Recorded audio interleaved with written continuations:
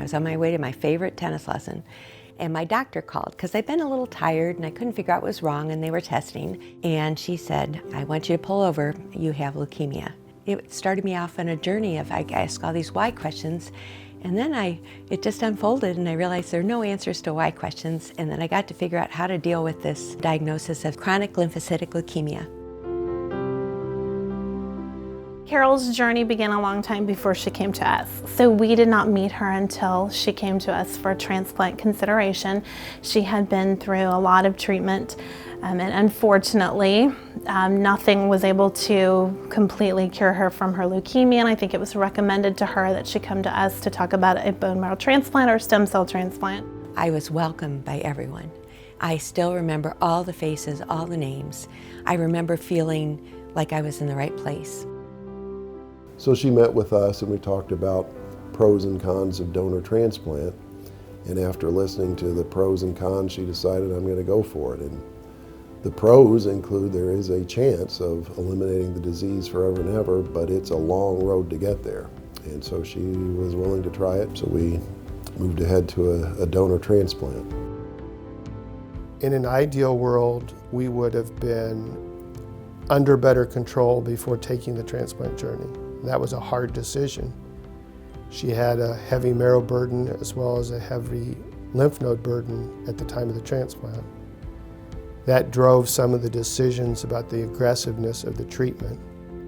She did not have an easy course. She was treated. Her leukemia did not want to go away. In her disease, we had month after month with detectable leukemia post-transplant. There was a day that it was kind of at the bottom. I couldn't walk, and Jerry took me to chemo. I was doing chemo still and photophoresis, and the odds didn't seem like I was going to get better. And that was maybe a low point.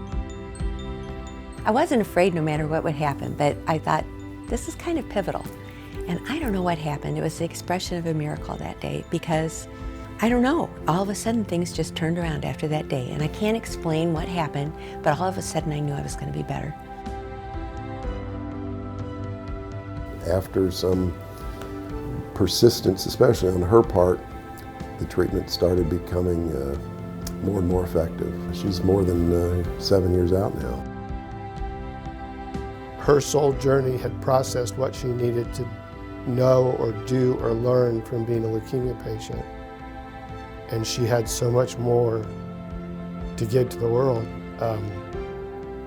God wasn't done with her, and she had a lot more to do, and she's spending her now time doing that, being a mom, a wife, giving back through her blankets, through her books, and continue to spread the word of her incredible story. I just think we're all walking each other home.